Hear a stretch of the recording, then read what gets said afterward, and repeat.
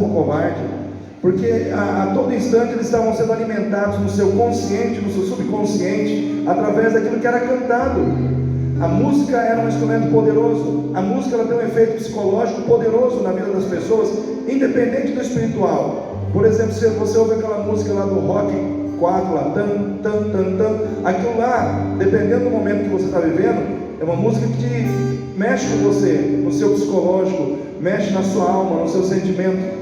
Mas a música de adoração, ela não só influencia no seu psicológico, ela te liberta espiritualmente. Ela vai além, ela vai acima daquilo que a música normal, ela vai na nossa vida. Então, adorar a Deus é algo poderoso, é algo tremendo. E eu quero nesse momento que você dê toda a sua atenção para mim, o seu coração para mim nesse momento, porque eu tenho uma palavra do Senhor para colocar no seu coração. Eu até ia fazer alguns comentários sobre o que o Ricardo falou no início, sobre o que a Nicole cantou, mas eu quero focar aqui inteiramente nessa palavra, porque é ceia do Senhor. E toda honra, toda glória, todo louvor deve ser dado a Jesus, Cristo de Nazaré. Eu quero que você coloque toda a sua atenção nele. Eu quero que você coloque o seu coração inteiramente em Cristo, porque esta palavra que o Senhor colocou no meu coração, ele já veio ministrando no meu coração durante a semana. Eu creio que é uma palavra que ela tem várias nuances, ela vai falar com todas as pessoas aqui, cada uma dentro da sua realidade, né? Aqueles que já são crentes há muito tempo, aqueles que ainda não são crentes, aqueles que são crentes novatos, enfim, Deus vai falar com você, porque a palavra de Deus ela é viva, ela é eficaz, e ela fala ao nosso coração. Então eu quero que você abra a sua Bíblia. Davi já está rodando ainda, Davi. Eu quero que você abra a sua Bíblia em Mateus capítulo 3. Mateus capítulo 3, versículo 14. Não, versículo 13. Vamos ler versículo 13. Aqui fala do batismo de Jesus. Então hoje nós vamos falar sobre ceia, mas nós vamos falar sobre como tudo começou, né? O ministério de Jesus começa aqui, né? Então tudo começou aqui oficialmente dentro do plano de Deus. Então Jesus ele teve momentos marcantes. O primeiro momento foi o seu nascimento. A Bíblia diz que ele foi gerado pelo Espírito Santo no ventre de Maria. Já foi algo sobrenatural. Aí depois, um outro momento marcante foi ele com 12 anos ensinando no templo, e depois disso foi o seu batismo, aqui, batismo de Jesus, no Rio Jordão. E aqui nós vamos estar pensando nessa noite sobre como verdadeiros filhos de Deus, o que Deus espera de nós.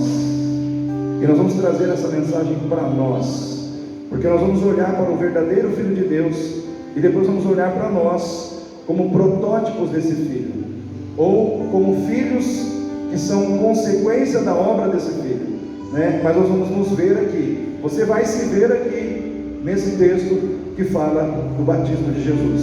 Então aqui diz assim, Mateus capítulo 3, versículo 13. Então veio Jesus da Galileia, ter com João Batista, junto do Jordão, para ser batizado por ele. Mas João opunha-se-lhe, dizendo: eu careço de ser batizado por ti, e vês tu a mim? Jesus, porém, respondendo, disse-lhe: deixa por agora, porque assim nos convém cumprir toda a justiça. Então ele o permitiu. E sendo Jesus batizado, subiu logo da água, e eis que se lhe abriram os céus, e viu o Espírito de Deus descendo como pomba e vindo sobre ele. E eis que uma voz dos céus dizia: este é o meu Filho amado, em quem me comprazo. Capítulo 4, versículo 1. Então foi conduzido Jesus pelo Espírito ao deserto, para ser tentado pelo diabo. E tendo jejuado 40 dias e 40 noites, depois teve fome. Chegando-se a ele, o tentador disse: se tu és o Filho de Deus, manda que estas pedras se tornem pães. Ele, porém, respondendo, disse: está escrito, nem só de pão viverá o homem, mas de toda a palavra que sai da boca de Deus. Amém, igreja? Queridos, como verdadeiros filhos de Deus, o que Deus espera de nós? Aqui nós vemos Jesus, e ele caminha em direção ao Jordão. Eu imagino que ali João Batista, quando olha, pela revelação do Espírito Santo, ele vê que está vindo na direção dele o Messias. João Batista se sente pequeno, João Batista se sente indigno de batizar o Salvador do mundo. Como você se sentiria no lugar de João Batista, irmão? Pensa bem, tem uma frase que diz para a gente saber como uma pessoa se sente, você tem que se colocar no lugar dela. Às vezes você vai no supermercado, está lá o caixa com a cara fechada, triste, e você já julga, é devagar, é isso, é aquilo. Mas você já se colocou no lugar daquela pessoa que está te atendendo ali? Eu costumeiramente faço isso, irmãos. Eu não julgo, eu observo.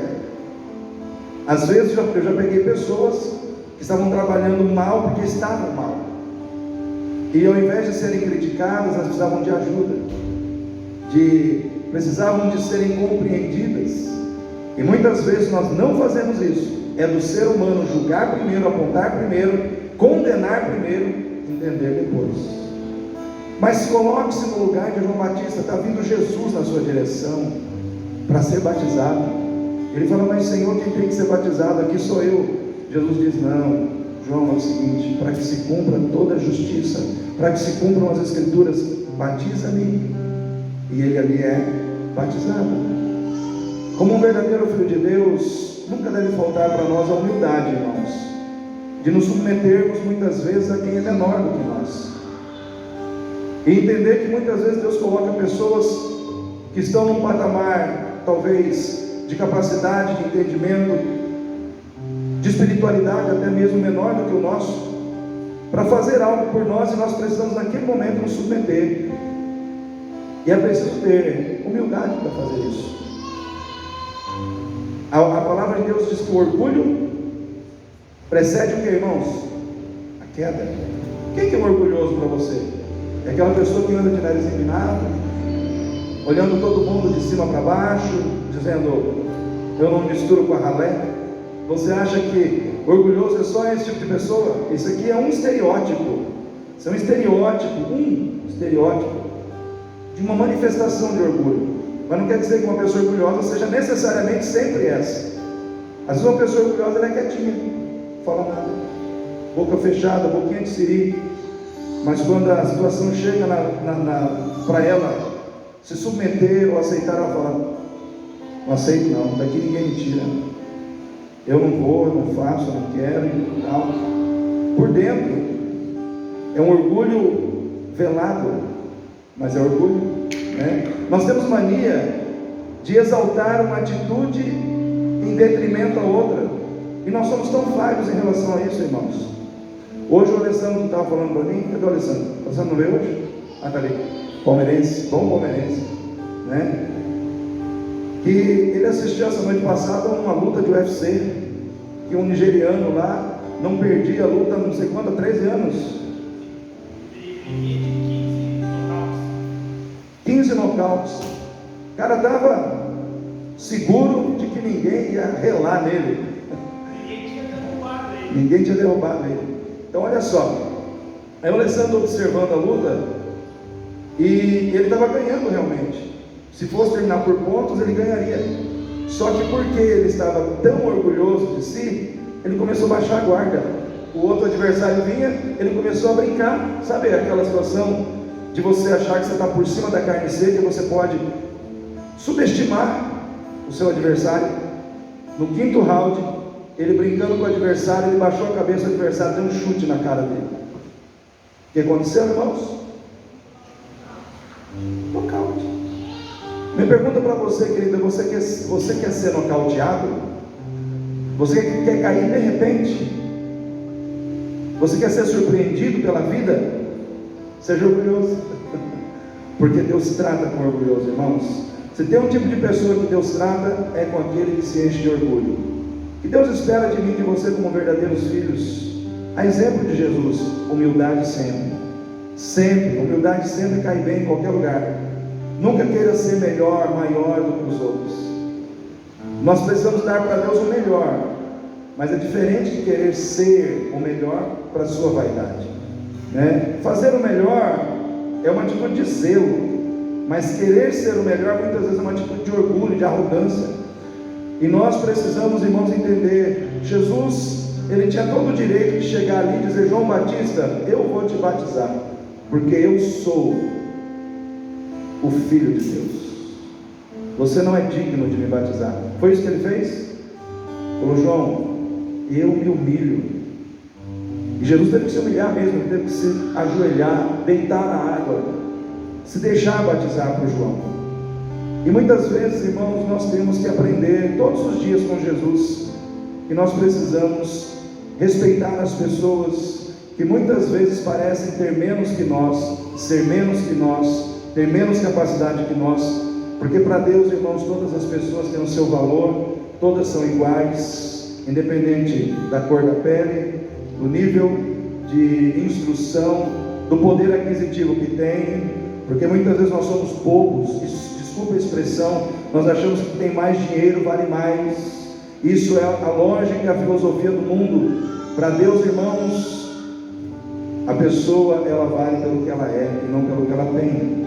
Então, como verdadeiro filho de Deus, comece refletindo nessa noite sobre humildade na sua vida, humildade no seu coração, humildade nos seus relacionamentos, humildade dentro da sua casa, humildade fora da sua casa, humildade no seu local de trabalho. Procure sempre olhar nas pessoas, não pelo aspecto daquilo que você espera delas. Vou repetir: procure sempre olhar as pessoas não pelo aspecto do que você espera receber, mas pelo aspecto daquilo que você pode fazer. Se você olhar para um caixa de supermercado e você olhar pelo aspecto que você está com pressa e quer ser atendido rápido, você não vai perceber o problema da pessoa. Mas se você olhar com a perspectiva de que ali está um ser humano que talvez está passando por uma dificuldade, você pode fazer diferença. Deus pode lançar uma palavra através da sua boca que vai mudar o dia daquela pessoa. Amém, igreja? Eu vou ser bem rapidinho hoje, tá? Eu quero ser bem didático e bem rápido. Segundo, só que nesse segundo ponto, eu preciso da sua atenção, porque nós vamos tratar com questões teológicas e filosóficas ao mesmo tempo. Como verdadeiros filhos de Deus, eu disse que a gente precisa ter humildade na vida todo dia. Mas agora, o segundo ponto é o seguinte: como verdadeiros filhos de Deus, nós precisamos entender a grandeza da nossa identidade e nos posicionarmos nela. Nós temos que entender a grandeza da nossa identidade e nos posicionarmos nela. Jesus estava se batizando. Quem que desceu ali, irmãos, como pomba? Espírito Santo, Espírito de Deus, Espírito Santo. Aí de repente veio uma voz do céu: este é meu filho amado, em quem me comprazo. O que é a palavra comprazo? A palavra comprazo significa em quem eu tenho prazer, em quem o meu coração se alegra. Este é meu filho amado que me dá prazer. Este é meu filho amado em quem meu coração sente alegria. E naquele momento, irmãos, até aquele momento Jesus não tinha feito nenhum milagre. Ele não tinha multiplicado pães nem peixes, ele não tinha curado paralítico, cego, aleijado, ele não tinha, irmãos, andado sobre as águas, ele não tinha feito nada disso. Sabe o que quer dizer isso para mim e para você nessa noite? Hashtag pega a dica aí. O prazer de Deus na sua vida não está no que você faz, mas em quem você é. O prazer de Deus em você não está no que você faz, mas em quem você é. Porque o que determina a sua identidade é quem você é. E aí eu faço uma pergunta que eu já fiz para a igreja há uns sermões lá atrás: eu faço o que eu sou, ou eu faço porque sou? O que você me responde? Eu faço o que eu sou, ou porque eu sou eu faço? Pensa aí. A resposta é: porque eu sou, eu faço. Primeiro eu tenho que ser, para depois fazer. Irmãos, eu lembro que uma vez, falando sobre, deixa eu ver se eu lembro aqui, falando sobre a ira de Deus, eu disse que maior do que o poder de Deus, tem algo maior do que o poder de Deus. E o que é maior do que o poder de Deus? É quem Deus é o caráter de Deus. Porque, irmãos, imagine se todo o poder estivesse na mão do diabo. Existiria um reino sempre eterno de justiça, de bondade, de fidelidade? Porque Deus é quem Ele é, perfeito em amor, justiça e santidade.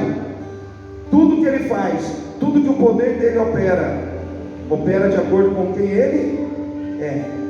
Ou seja, o poder de Deus se submete à sua identidade, à identidade do seu ser.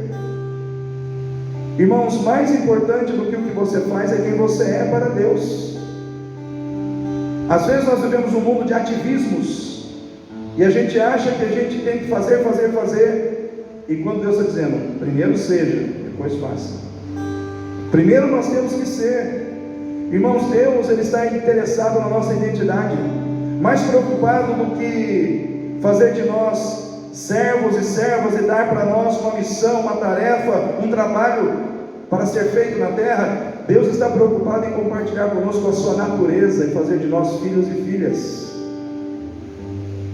Deus, irmãos, é muito inteligente, Deus é perfeitamente sábio, porque Ele entende que se Ele transformar a nossa identidade, se Ele transformar quem nós somos, Ele resolve o nosso mau comportamento, Ele resolve a nossa maneira errada de pensar, Ele resolve a nossa maneira errada de sentir, Ele resolve a nossa maneira errada de se relacionar com as pessoas, Ele resolve a nossa maneira errada de viver. Por quê? Porque tudo que nós fazemos é consequência de quem nós somos.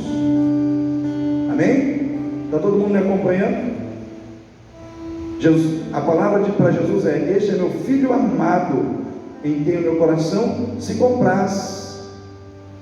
Aquela palavra foi liberada sobre Jesus independente do que ele faria de bom ou do que ele deixaria de fazer de ruim. Ele simplesmente era o filho amado em quem o coração de Deus se comprazia. E eu quero dizer para você nessa noite, querido, mais importante do que aquilo que você faz é quem você é. Talvez alguns digam assim, mas pastor, eu entendi que mais importante, eu entendi o que o Senhor quis dizer, mais importante do que a gente faz é quem nós somos em Cristo Jesus. Mas tem muita gente lá fora que não é quem nós somos em Cristo, e está fazendo coisas boas. Por que essas pessoas estão fazendo coisas boas se elas não são? É simples. Elas estão fazendo essas coisas porque elas esperam que, ao fazer, elas serão aceitas por Deus, elas serão perdoadas, elas serão amadas, elas serão tratadas como servos ou como filhos de Deus. Só que essas pessoas não percebem que não é o que elas fazem que vai fazer delas quem elas serão, porque elas estão apoiando toda a sua esperança naquilo que elas estão fazendo pelo seu próprio mérito, pelas suas próprias forças. Para ser um filho de Deus, para ser um servo de Deus, para ser alguém aprovado por Deus, e vão fazer e nunca serão, porque existe um problema chamado pecado. E o pecado, irmãos, quem é contador aí, mexe com contabilidade, sabe o que eu vou falar agora. Na vida não existe um método das partidas dobradas, onde para cada crédito tem que existir um débito de mesmo valor, de modo que tudo fica zerado no final. Não existe isso. Pecado não pode ser compensado. Eu vou compensar um erro com uma coisa boa, eu vou compensar uma falha com uma coisa positiva, eu vou compensar uma atitude ruim com uma atitude boa. Não existe isso, irmãos. Sabe por que não existe isso? Por mais que as pessoas façam lá fora tudo que elas acharem que é bom, que é importante ser feito, elas nunca serão pelos seus próprios méritos, pela sua própria força. Por quê? Porque o pecado faz com que elas sejam mortos-vivos. Elas estão vivas na terra, mas espiritualmente elas estão mortas, nos seus delitos e nos seus pecados. Ou seja, tudo que elas fazem de bom tem algum efeito aqui na terra, mas para a eternidade não tem valor nenhum. Vou dar um exemplo para os irmãos. Criança Esperança é um programa, né, que tem ali o seu benefício, com certeza dá assistência a muitas entidades filantrópicas e ajuda por tabela muitas vidas, mas não dá para dizer que as pessoas que promovem a Criança Esperança são de Deus porque fazem o Criança Esperança. Dá para dizer isso, irmãos? Não dá. Ou seja, não é porque alguém pratica algo bom que necessariamente na sua essência ela seja boa aos olhos de Deus. Porque, irmãos, nós temos que entender o seguinte: eu e você que estamos aqui, que somos cristãos, nós não somos filhos de Deus pelo que nós fazemos. Nós somos filhos de Deus pela capacidade de crer naquilo que Jesus fez por nós na cruz do Calvário. Vou repetir: nós não somos o que somos porque fazemos, nós somos o que somos porque cremos no que Jesus fez por nós. Quem você é fruto da graça. Quem você é te foi imputado. Sabe o que significa essa palavra na Bíblia? Imputado. Imputado significa concedido. Imputado significa atribuído, dado. Ou seja, você é filho de Deus porque alguém te concedeu isso em resposta à sua fé, que aceitou o Salvador na sua vida e disse: Jesus, entra na minha vida, eu reconheço o Senhor como meu Salvador. A partir desse momento, você se tornou filho de Deus. Agora, tudo que você faz autentica quem você é. Então, por isso eu disse no início: nós não somos o que fazemos, nós fazemos porque somos. Porque somos. Ou seja, Deus primeiro, Ele quis trabalhar na nossa identidade, irmãos.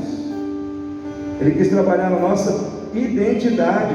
A maior obra, presta atenção no que eu vou dizer aqui, ó. Como eu disse para vocês, segundo tópico, ele exige atenção. Se você não tiver atenção, você vai voar em algum momento. A maior obra que Deus quer realizar na terra, em termos de regeneração, transformação, libertação e salvação, não é aquela que Ele quer fazer através da sua vida, é aquela que Ele quer fazer na sua vida. Na sua vida. Porque se Ele fizer na sua vida, o que vai acontecer através da sua vida é consequência do que Ele fez em você, é consequência do que Ele operou na sua vida. Então nós precisamos entender que a maior obra de Deus na nossa vida é a nossa vida, e nós precisamos colocar ela diante de Deus, porque o que Deus quis trabalhar em nós é a nossa vida, irmãos. A nossa vida estava corrompida pelo pecado, perdida no pecado. Por que uma pessoa boa que pratica boas obras, ela nunca será filho de Deus? Porque o pecado que está nela precisa ser removido da vida dela, precisa ser tirado da vida dela, precisa ser extirpado da vida dela.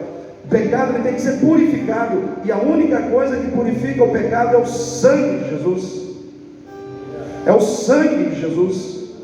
Se você não se colocar debaixo do sangue, você pode ser uma pessoa que mora na igreja, você pode dormir na igreja, você pode viver na igreja, você vai para o inferno na igreja. Tem gente que pensa assim: eu vou mudar de igreja, vou sair da A e vou para B.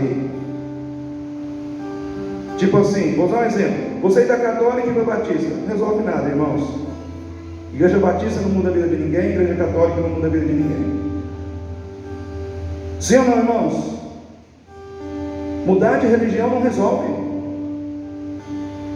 As pessoas ficam enganadas. Eu lembro quando eu fui com o Ricardo, numa visita dessa que a gente está fazendo evangelismo, eu preguei para o Senhor, preguei, mostrei todo o plano de salvação, mostrei para ele que Jesus morreu, que Ele era o Cordeiro, derramou o sangue para o perdão dos seus pecados, enfim. Aí fiz o apelo para ele: o senhor quer entregar a sua vida nas mãos de Jesus? Não é para a igreja batista, não é para o pastor Gaudilei, não, é para Jesus Cristo. Aí ele falou: mas eu já fui batizado quando era neném, criança, na igreja católica. Eu falei: posso ser sincero com o senhor? Duas coisas precisam acontecer para uma pessoa se batizar. Primeiro, ela tem que ter consciência do que ela está fazendo. Quando o senhor era nenezinho, o senhor tinha consciência do que o senhor estava fazendo? Não. Ponto 1. Segundo, para alguém se batizar, ela precisa se arrepender dos seus pecados. Ela precisa ter a convicção de que ela é pecadora ou pecador. Quando o senhor era nenezinho, o senhor se arrependeu dos seus pecados? Ele falou, não. Eu falei, então o seu batismo não valeu. O senhor, não aconteceu nada de espiritual aí. O senhor precisa se batizar, depois o senhor ter uma consciência de quem é Jesus na sua vida, do que ele fez por você na cruz do Calvário. Eu falei, vou fazer a pergunta de novo para o senhor: o senhor quer entregar a sua vida para Jesus? Aí ele falou, não, agora eu quero. Os irmãos entenderam como ele quer? Ele entregou a vida dele para Jesus, ele não está aqui na igreja. Porque eu não convidei ele para vir para a igreja, eu convidei ele para entregar a vida para Cristo. Porque a nossa missão não é escravizar as pessoas dentro da igreja. A minha igreja é certa, se você vir para ela, você está salvo, as outras estão tudo perdidas. Não é isso, irmãos. Se ele aceitou Jesus, está com Jesus no seu coração, não está aqui dentro, mas ele está em Jesus, é ele e Jesus. Ele precisa caminhar com Cristo. Se ele vai congregar aqui, se ele vai congregar na Assembleia, se ele vai congregar, isso é com Deus e ele. Mas a minha missão e a sua é dizer para as pessoas que só Jesus Cristo salva. Só Jesus Cristo salva. Parar com essa besteira de igreja. As pessoas ficam pensando em igreja. Por que tem muita gente perdida aí fora? Porque estão brigando por causa de religião. Irmãos, nós temos que entender que a nossa identidade está em quem nós somos, em Cristo Jesus. Abra sua Bíblia em Efésios. Eu quero que você leia Efésios capítulo 2.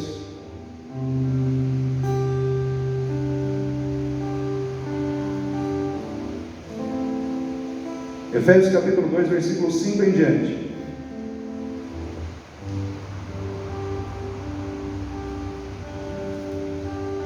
Efésios 2, 5 diz assim: todos acharam? Estando nós ainda, o que, irmãos? Mortos em nossas ofensas, nos vivificou juntamente com Cristo. Aí está entre parênteses na sua Bíblia aí, pela graça sois salvos? Pela graça sois salvos. E aí diz assim no versículo 6: e nos ressuscitou juntamente com Ele, e nos fez assentar nos lugares celestiais em Cristo Jesus. Versículo 7: para mostrar nos séculos vindouros as abundantes riquezas da sua graça, pela sua benignidade para conosco em Cristo Jesus. Porque pela graça sois salvos, por meio do que, irmãos? Da fé. Olha, mas não é das obras? Quer dizer, se eu fizer um monte de coisa, então é pela fé. Olha aí, pela graça sois salvos por meio da fé. Olha só o que está escrito depois: isto não vem de vós, é dom de Deus.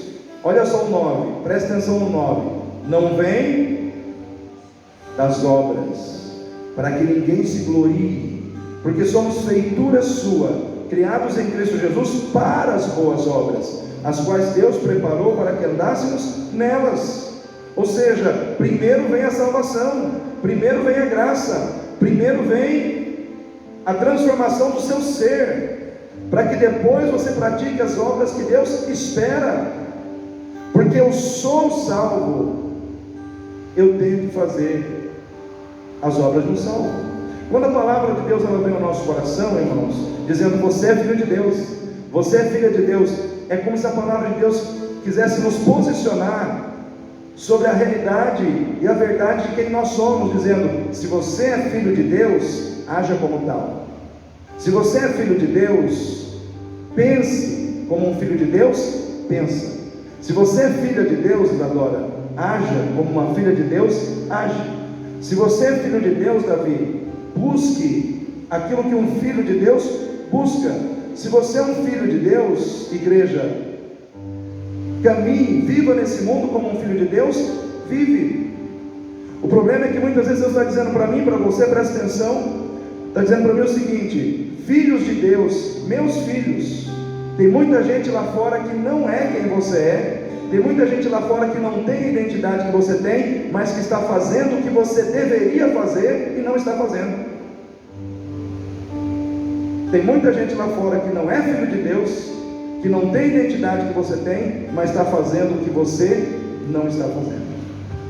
Tem muita gente lá fora que não tem a sua identidade, que não é quem você é, que não está debaixo da graça que você está, mas está perdoando, está levantando o doente, o cansado, está visitando o órfão, a viúva nas suas necessidades, e você que é filho de Deus, não está fazendo isso. Então essa palavra também tem que mexer com o nosso coração, porque somos filhos de Deus, então devemos viver como filhos de Deus nessa terra. A vontade do Pai deve ser a nossa vontade, os propósitos do Pai devem ser os propósitos que guiam a nossa vida, o amor do Pai deve ser o amor que nós vivemos nos nossos relacionamentos, o amor que tudo sofre, tudo crê, tudo espera, tudo suporta, o amor que nunca falha, o amor que nunca desiste do outro porque ele errou. Esse é o amor de Deus na nossa vida. Se você é filho de Deus, esse tipo de amor é o amor que está no seu coração. Amém, igreja? Lá em Evangelho de João capítulo 1, versículo 11 e 12 diz assim: veio para o que era seu, mas os seus não o receberam, mas a todos quantos o receberam, deu-lhes o poder de serem feitos filhos de Deus. Filhos de Deus. Então não é pelas obras, não é pelo que nós fazemos, é pela nossa fé naquilo que Jesus fez por nós. Eu digo assim, que quem está fazendo coisas boas e não é filho de Deus, está fazendo um gol contra. Hoje teve o jogo do Flamengo e Palmeiras, né? Terminou empatado. Nós vamos imaginar aqui que o Dudu, jogador do Palmeiras, fosse lá e fizesse um gol contra e desse a vitória para o Flamengo. Aí ele passa, depois que acabou o jogo tudo, ele passaria lá no CT do Flamengo para receber o seu salário pelo gol contra que ele fez. Ele receberia, irmãos? Não, irmãos. Diriam para ele: olha, você não faz parte desse time, você fez um gol contra, nos ajudou, mas você não faz parte desse time, você não é jogador desse time. Então as pessoas que estão lá fora, muitas estão fazendo gol contra o inferno, contra o diabo, porque estão fazendo coisas que estão ajudando pessoas, mas ainda não são do time que está salvo. Aí cabe a mim e a você dizer isso a essas pessoas, para que elas encontrem salvação pela graça. Pela graça sois salvos, por meio da fé. Não vem de vós, é dom de Deus. O que Deus espera de nós como verdadeiros filhos, irmãos? Deus espera de nós que tenhamos coragem para começar e terminar o que Deus nos deu para fazer. Jesus, ele começou o ministério dele e ele terminou o ministério dele. Tanto para começar como para terminar, ele teve que ter coragem. Eu imagino que aquela voz que veio ali: este é meu filho amado em quem me comprazo, era uma voz de encorajamento, dizendo: filho, tenha coragem, filho, porque vai ser difícil para você, nessa caminhada que você vai ter até o findar do seu ministério. Você vai ter lutas, você vai ter problemas, você vai ter situações difíceis na vida.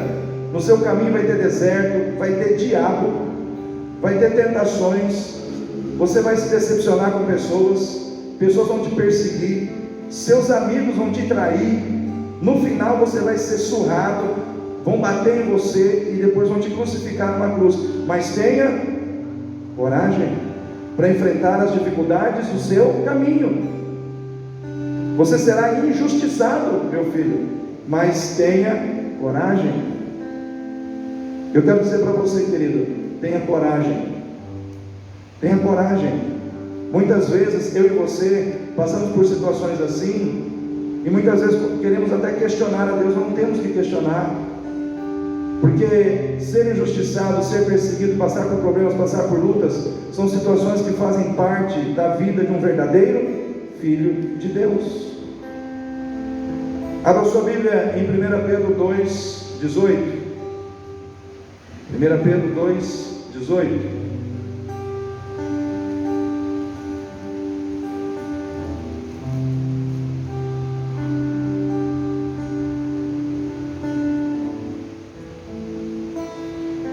Pedro 2,18.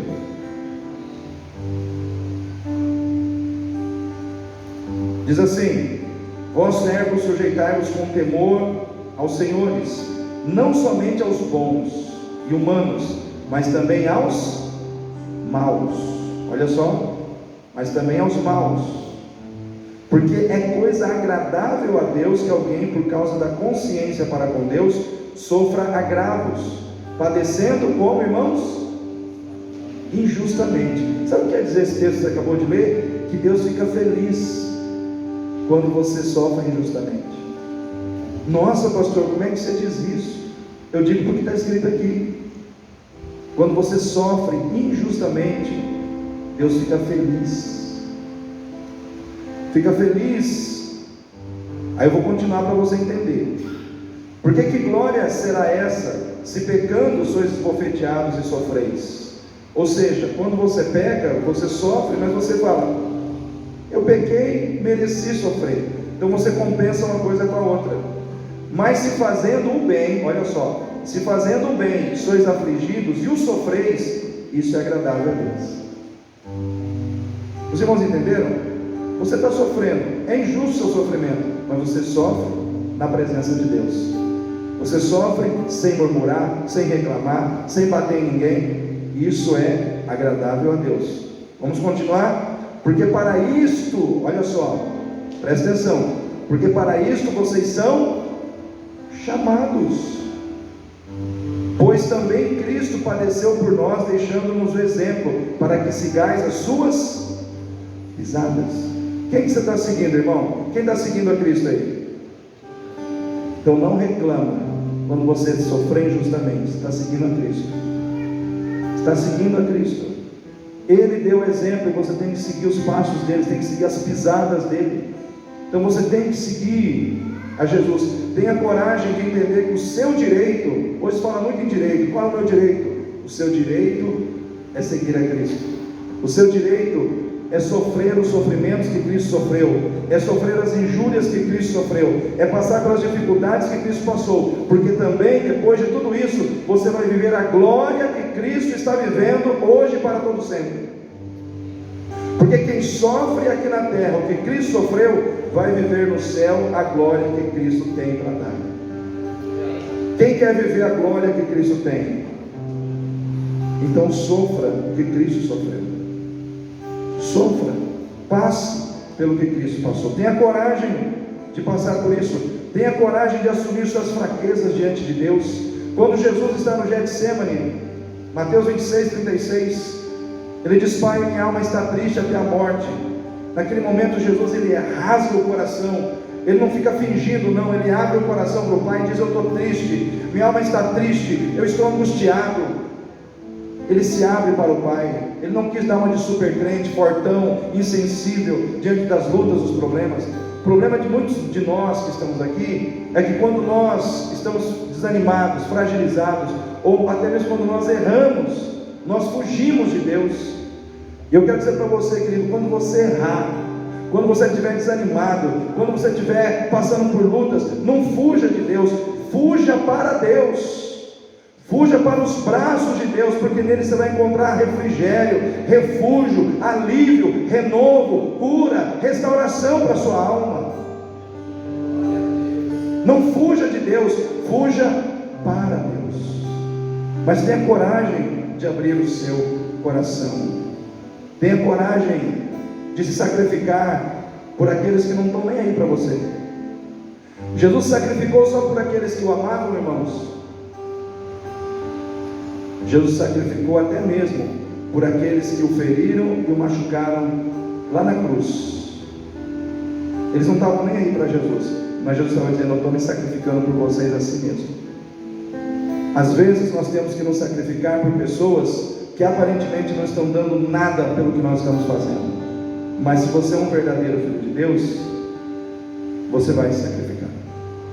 Porque lá na frente, o que você plantou hoje, você vai colher amanhã. Você vai colher honra, você vai colher vitória, você vai colher reconhecimento. No momento dói, no presente dói, mas no futuro será doce a sua vitória. Tenha fé, tenha fé. Em último lugar, terminando essa mensagem, como verdadeiros filhos de Deus, o que Deus espera de nós? Empatia por aqueles que nós amamos e queremos salvar. O que é ser empático?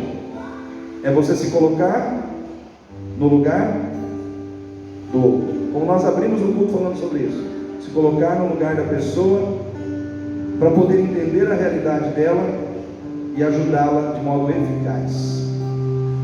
Jesus, ele se fez um de nós, sim ou não, irmãos? Ele se tornou carne, ele se colocou no nosso lugar como ser humano, e como ser humano ele foi ferido, ele foi maltratado, ele passou pelo que nós passamos, ele se colocou no nosso lugar. Aquela cruz não era para ele, aquela cruz era para nós, amém? Quem tinha que ter morrido naquela cruz? Éramos nós, e ele morreu no nosso lugar. Ou seja, ele assumiu o nosso lugar, levando sobre si toda a morte que estava sobre nós, para nos dar toda a vida que nós precisamos. Então nele nós temos vida, e vida com abundância. Então quando você estiver tomando esse cálice, e você estiver comendo esse pão, lembre-se de quem é Jesus, lembre-se da sua identidade, lembre-se de ser humilde todos os dias, lembre-se que você precisa ter coragem para enfrentar a vida, porque a vida não é fácil para um filho de Deus. Para um filho de Deus, a vida sempre será de conflitos, de embates, de lutas, de posicionamentos que muitas vezes trarão perseguições sobre a sua vida, mas no final, a gente tem que olhar sempre para o final. O processo é doloroso, mas o final é vitorioso. Às vezes você se posicionar contra a ideologia de gênero hoje em dia vai trazer sobre você, como o Ricardo falou no início do culto, muitas críticas, mas é a verdade, irmãos. No reino de Deus, nós somos do reino de Deus e do reino da terra. No reino de Deus, homem é homem. No reino de Deus, mulher é mulher. E acabou, irmãos. No reino de Deus não existe sexo, gênero binário, não binário. No reino de Deus existe homem e mulher. E à medida que nós defendemos isso, porque é a verdade de Deus na nossa vida, no mundo que cada dia mais é contra esse posicionamento, você vai sofrer perseguições no seu trabalho, sim. Você vai padecer perseguições na escola, na faculdade, sim. Porque cada dia que passa, as pessoas estão mais perdidas, moralmente, espiritualmente, nos seus valores. A sua identidade está se deteriorando, a identidade em Deus. Porque, irmãos, Deus fez todos os seres humanos à sua imagem e à sua semelhança. Porém, aqueles que estão corrompidos pelo pecado, cada dia que passa, a identidade de Deus está ficando muito mais distante, e a identidade do diabo está cada dia mais presente, porque o que tirou a identidade de Deus de nós foi o nosso livre-arbítrio em pecar, fazendo a vontade do diabo. E a Bíblia diz que aquele a quem nós obedecemos, deste nós nos tornamos servos. Ou seja, todo mundo está morto nos seus pecados, porque serve, por causa do pecado, a Satanás, indiretamente. Para você servir a Deus, você tem que entregar a sua vida para Jesus. Você tem que reconhecer Jesus como seu Salvador. Todo ser humano precisa ter essa consciência, porque senão vai continuar iludido, vai continuar enganado, vai continuar cego, vivendo nesse mundo sem saber para onde vai. Se eu morrer hoje, eu vou para onde? Pela graça de Deus, por aquilo que Jesus fez por mim na cruz do Calvário, porque eu tive a humildade e a fé de entregar a minha vida nas mãos dele, eu vou para o céu, não porque eu mereço, mas porque Cristo me salvou. Amém, irmãos? Essa certeza você tem que ter. Essa certeza você tem que ter no seu coração. Então nessa noite, quem já é de Jesus, amém. Quem não é de Jesus ainda tem a oportunidade de ser, de entregar a sua vida a Cristo, de reconhecer Jesus como seu Senhor, como seu Salvador pessoal. Ele está todos os dias batendo na porta do nosso coração. Jesus diz assim: eis que estou à porta e bato. Se alguém ouvir a minha voz e abrir a porta, eu entrarei e com ele eu cearei. Então nessa noite, eu quero que você fique em pé, me curva, assunto e andai.